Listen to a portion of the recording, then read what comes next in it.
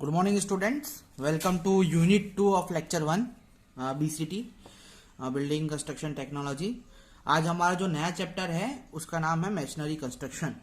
तो भाई सबसे पहले क्या होता है, मैशनरी क्या होता है वो बाद में उसके बारे में हमको जानना पड़ेगा। तो मैशनरी आपने देखा होगा, आप ईंटों की जो दीवार बनाते हो उसको इंग्लिश में अपन क्या बोलते हैं, मैशनरी बोलते हैं। ठीक है। अब वो जो ईंटों की दीवार किसकी भी हो सकती है, ब्रिक ईंट की हो सकती है, स्टोन की हो सकती है, यानी पत्थर की हो सकती है। पहले के जमाने में हम लोग पत्थरों से दीवार बनाते थे। जो नेचुरल हमारे माउंटेन्स है उसको तोड़ के हम लोग क्या करते थे, पत्थर इकट्ठा करते थे और मोटार से क्ले का पेस्ट बना के एज अ मोटार यूज करते थे क्ले को, और उससे हम स्टोन मैशनरी बनाते थे। फिर धीरे धीरे क्या होता गया, विकास होते गया, और विकास के साथ हमने क्या करते गए, मटेरियल को चेंज करते गए और जो हमारी स्ट्रेंथ है वो बढ़ाते गए। तो हम किस पे आ गए, फिर हम आ गए ब्रिक पे। फिर ब्रिक को हम यूज करने लगे और फिर mortar as a bonding agent हम क्या यूज करने लगे, सीमेंट पेस्ट यूज करने लगे। तो ये जो था हमारा मैशनरी के बारे में मैंने थोड़ा डेफिनेशन बताया। तो मैशनरी कंस्ट्रक्शन होता क्या है बेसिकली, तो ईंटों का कंस्ट्रक्शन, ठीक है, ब्रिक का कंस्ट्रक्शन, स्टोन का कंस्ट्रक्शन, ठीक है। आफ्टर आरसीसी मैशनरी कंस्ट्रक्शन हम यूज करते हैं। मतलब एक बार हमने कॉलम और बीम बना दिया, उसके ऊपर फिर हम मैशनरी, मतलब दीवार बनाने के लिए हम क्या यूज करते हैं, मैशनरी यूज करते हैं। जैसे कि आप पहले जो लाइन है उसमें देखेंगे, the construction of building units bonded together with mortar. मतलब जो बिल्डिंग यूनिट्स है, व्हाट इज बिल्डिंग यूनिट्स, तो बिल्डिंग यूनिट्स को यहाँ पे ब्रिक को एज अ बिल्डिंग यूनिट हमने डिफाइन किया है। When the stone are used as, when the stone, यहाँ पे आप देखोगे, when the stone are used as the building unit it is known as stone masonry. तो आपको कोई डेफिनेशन पूछे what is stone machinery, when the material of machinery is using as a stone is known as stone machinery.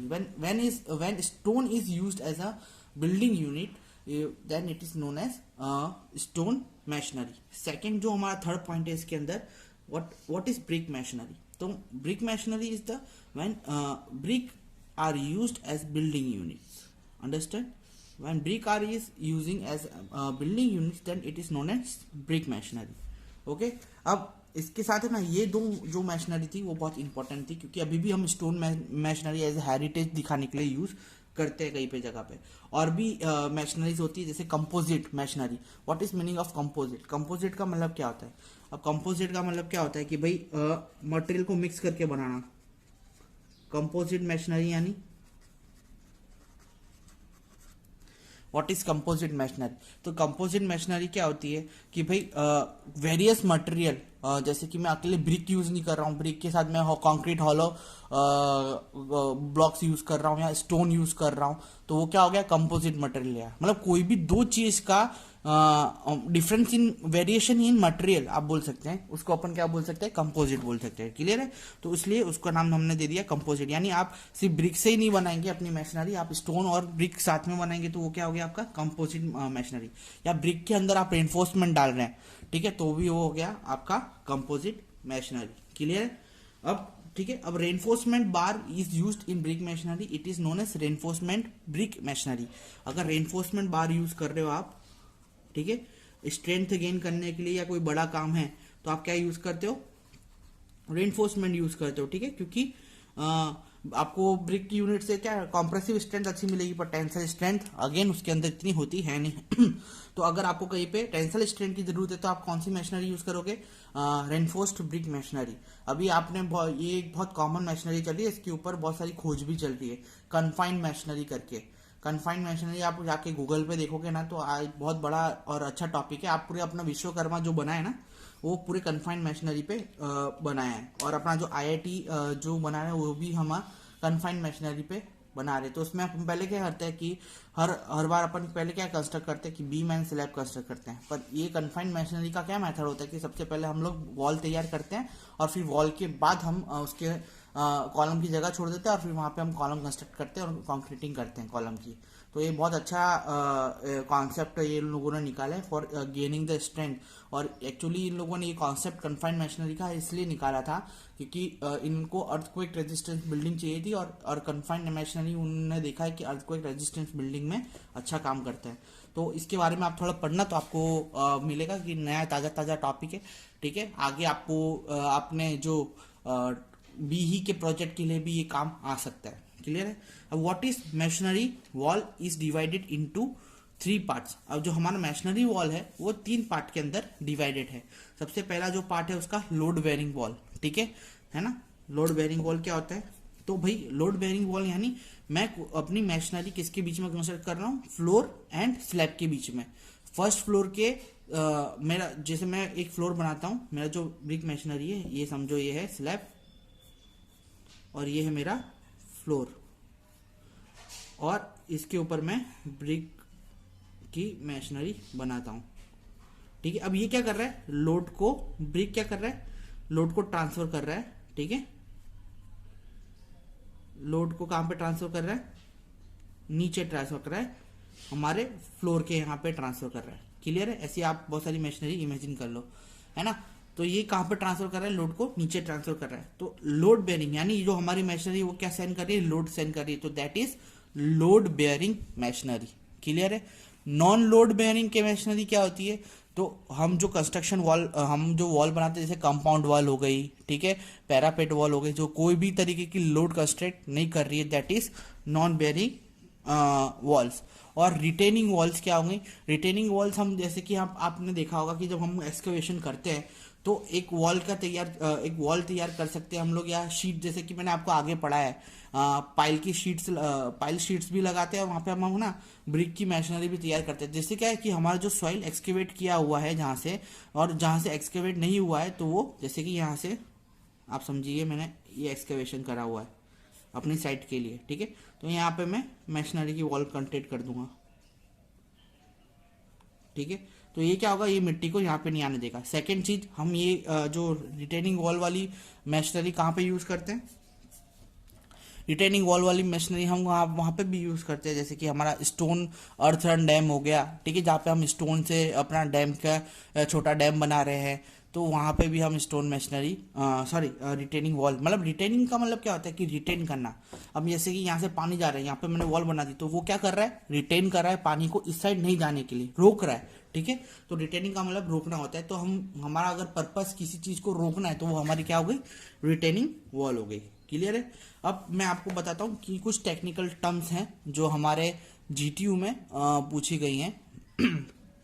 जैसे कि GTU जून 2010 में, जून 2011 और जून 2012 में हमारी जो ये टर्म है पूछी गई है। What is header, stretcher and course, bed, facing and back. ये है ना हमारी 6 मेन टर्म है किसकी? ब्रिक की। ठीक है, अब व्हाट इज हेडर?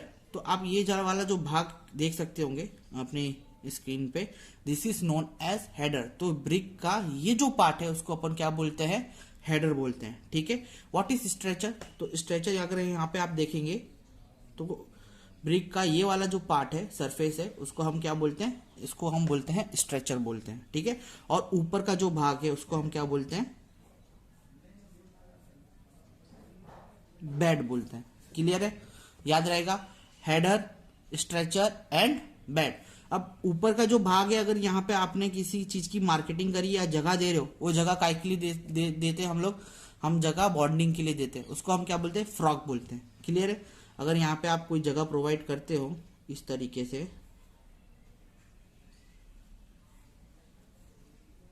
ठीक है, तो इसको हम क्या बोलते हैं? फ्रॉक। क्लियर है। इसको हम बोलते हैं फ्रॉक।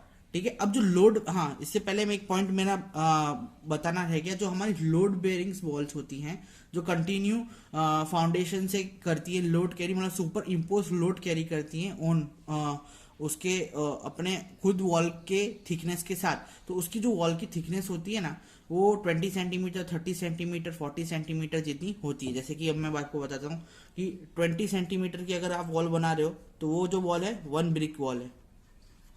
ठीक है, फिर अगर आप 30 सेंटीमीटर की वॉल बना रहे हैं तो वो कितने? 1.5 ब्रिक वॉल है। है ना। आप अगर 40 सेंटीमीटर की वॉल बना रहे हैं तो वो 2.5 ब्रिक वॉल है। और अगर आप 50 सेंटीमीटर की वॉल बना रहे हैं, अगर आप 50 सेंटीमीटर की वॉल बना रहे हैं तो वो सॉरी यहाँ पे बिना थोड़ा मिस्टेक हो गया।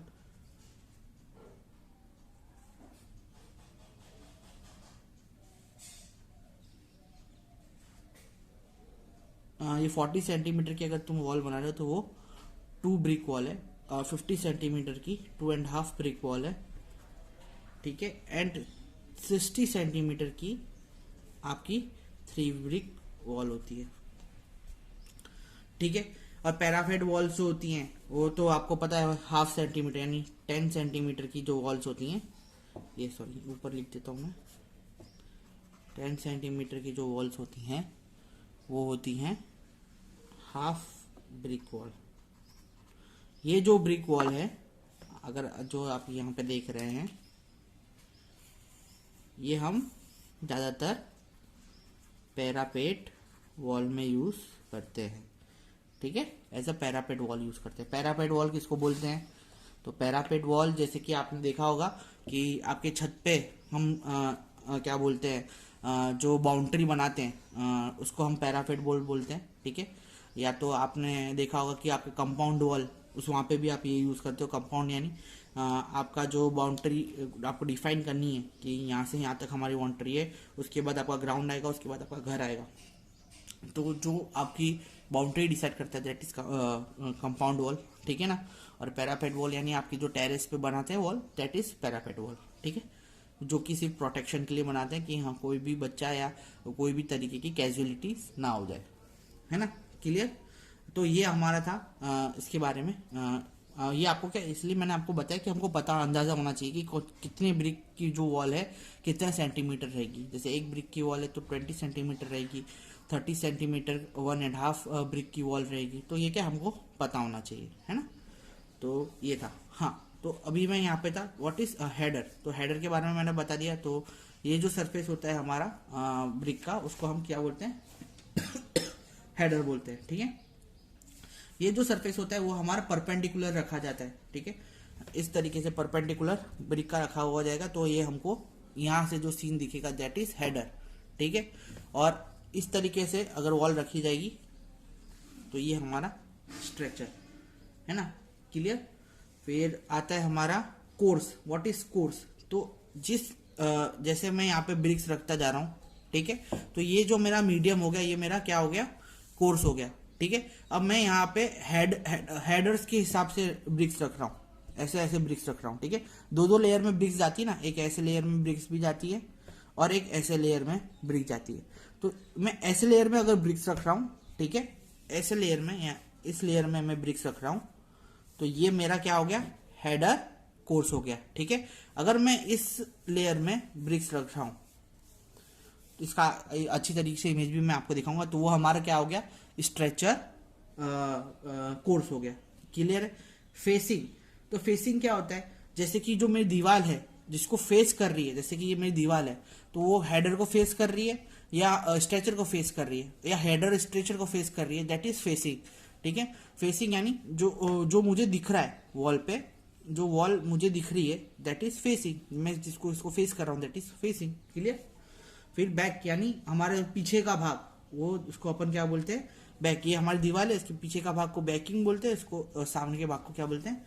फेसिंग बोलते हैं। क्लियर है? अब हमारा जो नेक्स्ट है, तो यहाँ पे आपको इमेज दिख रही होगी, एक इमेज दिख रही होगी जिसके ऊपर मैंने एलिवेशन ऑफ 3 लेयर्स बनाई हुई है, ठीक है। तो वो उसके अंदर आप बहुत थोड़े टर्म्स भी दिख रहे होंगे। तो ये जो मैंने ब्रिक बनाई है, ठीक है, तो इसके अंदर जो मैंने पहली जो लेयर डाली है वो है हमारी किसकी? हेडर की। इसको हम क्या बोलते हैं? हेडर स्ट्रेचिंग बोलते हैं, ठीक है। हेडर कोर्स बोलते हैं, ठीक है। क्या बोलते हैं इसको हम? Header course. क्यों? क्योंकि मैं इस पैटर्न में क्या रख रहा हूं? अपने ब्रिक्स रख रहा हूं। क्लियर है? इसलिए मैं इसको क्या बोलूंगा? हेडर कोर्स बोलूंगा। मैं इस पैटर्न में अपने ब्रिक्स रख रहा हूं, उसको मैं क्या बोलूंगा?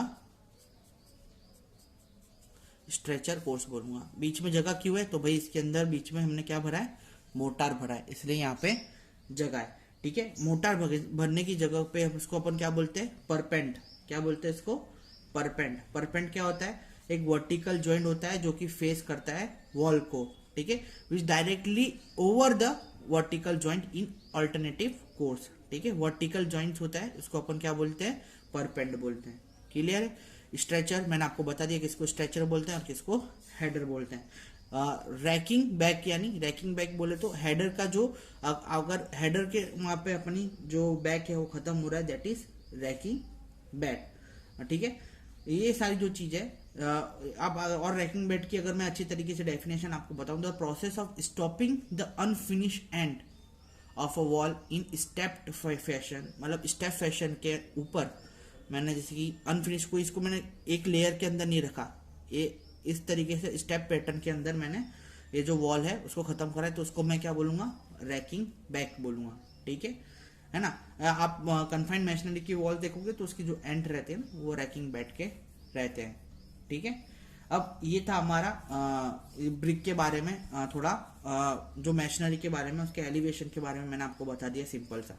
ठीक है, अभी मैं आपको बताऊंगा कि थोड़े टर्म्स हैं। ठीक है, वो मैं आपको ड्रॉ करके भी दिखाऊंगा और बताऊंगा कि वो टर्म्स किस बात पे स्टैंड करते हैं। तो आपने देखा होगा, ये एक हमारी हो गई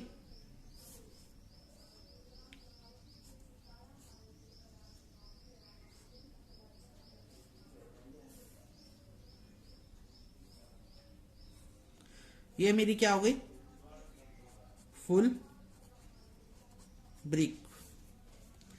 ठीक है, ये मेरी क्या हो गई, फुल ब्रिक हो गई, है ना। फिर अगर ये ब्रिक को मैं यहां से काट देता हूं, समझो यही सेम ब्रिक बना रहा हूं मैं कोई स्केल लेके नहीं बनाता, तो हो सकता है ब्रिक सेम टू सेम ना बने। ठीक है, पर कोशिश करेंगे कि अच्छी ड्राइंग आप तक पहुंचे। अगर मैं ब्रिक को बीच में से काटता हूं, यानी यहां से मैं ब्रिक को काट रहा हूं, ठीक है, तो ये ब्रिक का जो नाम है हमारा, ये आपसे डॉटेड लाइन समझिए, ये ब्रिक का नाम है, ये होगा हमारी क्वीन क्लोजर। आपको पता होगा ना कि ऐसे ऐसे सब ब्रिक की कभी कभी जरूरत पड़ जाती है, कि कभी कभी हमको फुल ब्रिक नहीं चाहिए होती है, तो ये सारे नाम हमको पता होने चाहिए। ठीक है, फिर जैसे कि ये फुल ब्रिक है, मैं आपको पहले क्या करता हूँ, एक डॉटेड लाइन में फुल ब्रिक्स बना देता हूँ।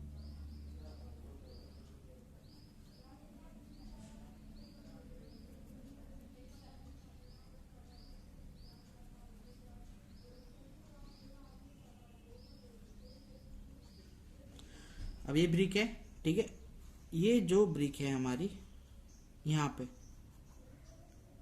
इस तरीके से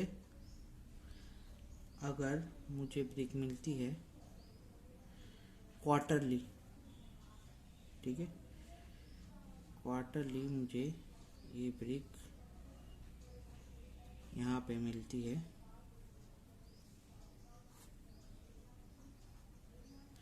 तो ये जो ब्रिक हमको मिल रही है, ठीक है, यानी इसका सिर्फ क्वार्टर भाग, तो हमारी क्या हो गई,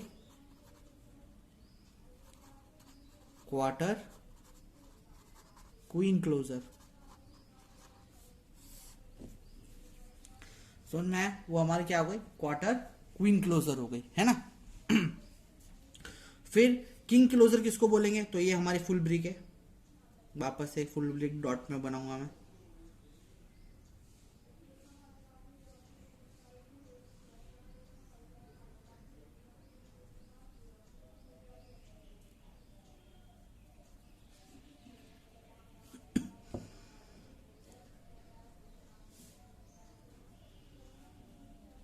ठीक है, फुल ब्रिक बनाई मैंने।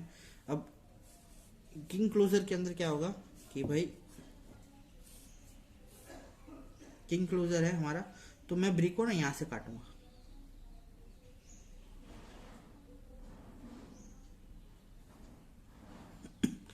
इतना भाग ब्रिक का, इतना भाग को जो काटूंगा मैं, दैट इज मेरा किंग क्लोजर। मतलब ये जो भाग है मेरा, समझिए इस तरीके से ब्रिक दिखेगी मुझे।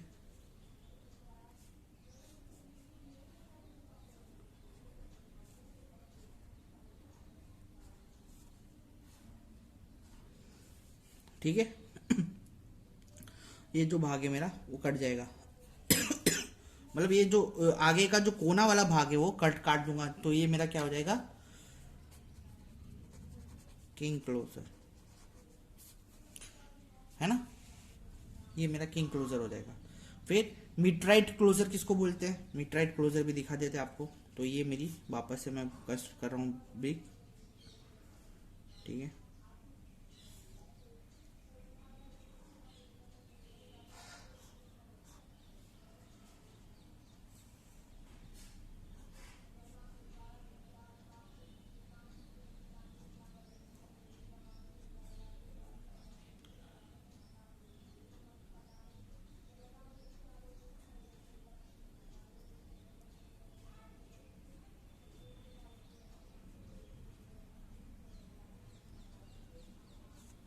ठीक है, इस तरीके से अगर मैं ब्रिक को काटता हूँ, ऊपर से ट्रेपेजॉइडल शेप मिलता है, तो वो क्या हो गया मेरा मिडराइट क्लोजर,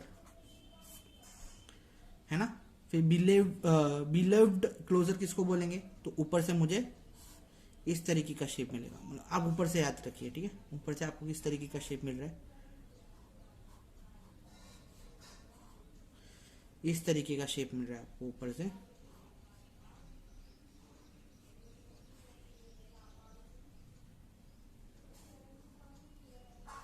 सॉरी,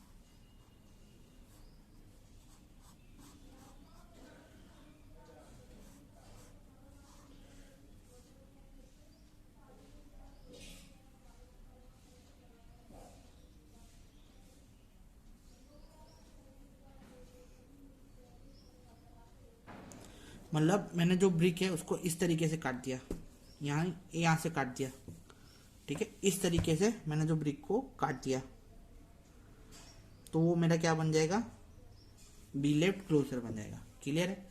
हाफ ब्रिक तो आप सबको पता होगा, हाफ ब्रिक किसको बोलते हैं।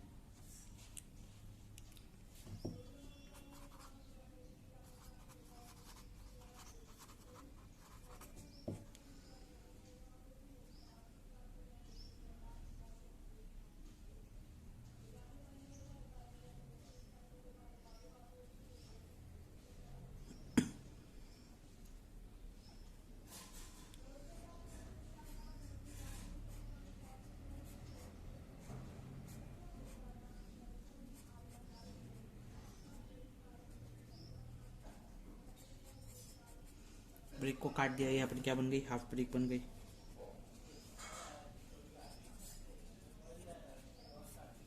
क्लियर। फिर थर्ड क्वार्टर यानी ब्रिक को बना ही देते हैं।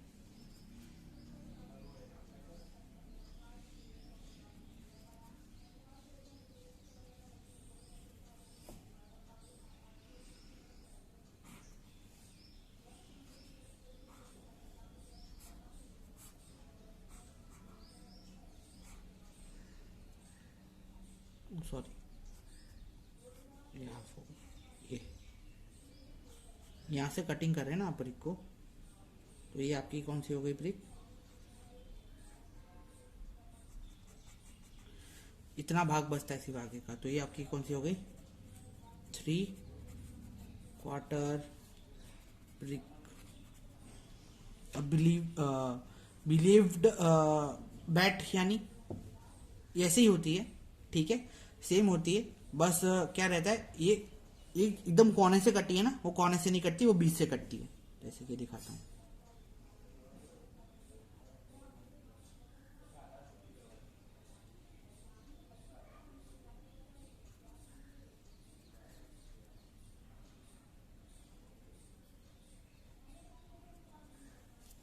ठीक है, ये है, ये कहाँ से कटी थी, कोने से कटी थी, ये कहाँ से कटेगी, बीच से कटेगी, ऐसे,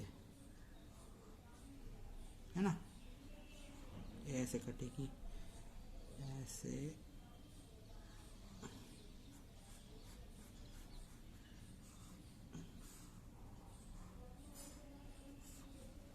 तो ये हमारी क्या होगी, बेवलेड बैट, है ना।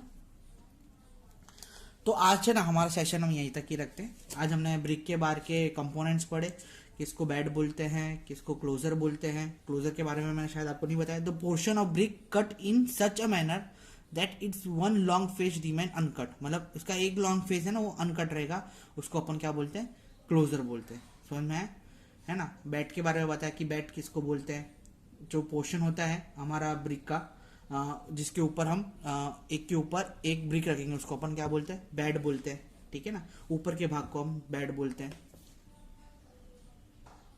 अगर ब्रिक का जो कटआउट पोर्शन है विथ का तो वो स्मॉलर है तो उसको अपन बैट बोलेंगे। ठीक है, bat is the smaller length than the brick, full brick is known as bat.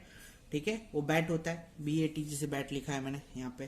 जो कटआउट पोर्शन है वो देखो, आप देखोगे कटआउट पोर्शन ज्यादा नहीं है, कम है, किससे, लेंथ ऑफ ब्रिक से, तो अपन क्या बोल देंगे, बैट बोल देंगे। बाकी सब में आप देखोगे तो कटआउट पोर्शन ज्यादा है। ठीक है, तो ये भी अपना ये वाला ऊपर भी बैट वाला हुआ। ठीक है, तो ये जो है ना मतलब मेरे को क्या फाइन क्लोजर मिल रहा है ना, लास्ट में मेरे को एक फाइन क्लोजर मिलता है तो दैट इज मतलब अच्छी सरफेस मिलती है तो दैट इज क्लोजर, है ना। और ऊपर के बैट, ऊपर के जो भाग है उसको बैट बोलते हैं। और ज्यादा भाग कटा है मतलब फुल ब्रिक से अपन को थोड़ा कम भाग पोर्शन कटा हुआ है तो दैट इज बैट। ठीक है, 3 डिफरेंस टर्म के अंदर आपको पता होना चाहिए। किंग क्लोजर क्या है, क्वीन क्लोजर क्या है, उसके बारे में आपको पता चल गया होगा। एक और टर्म आती है क्वीन, कोइन। ठीक है, अब ये कोइन क्या है, तो इसका अगर डेफिनेशन अपन देखेंगे तो एक्सटीरियर एंगल और corner of wall is known as queen. मतलब क्या बोलेंगे अपन, एक्सटीरियर एंगल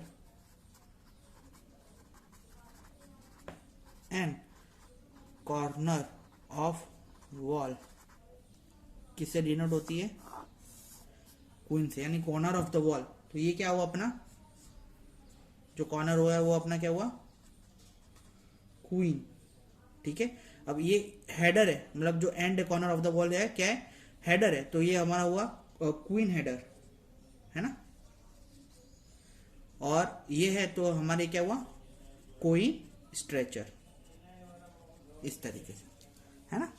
तो ये आज का सेशन यहाँ तक रखते हैं, कल और मशीनरी के बारे में पढ़ेंगे। तब तक के लिए शुक्रिया। कोई डाउट हो तो मुझे फोन करके या गूगल मीटिंग में आप पूछ लीजिए, है ना। चलिए, बाय बाय।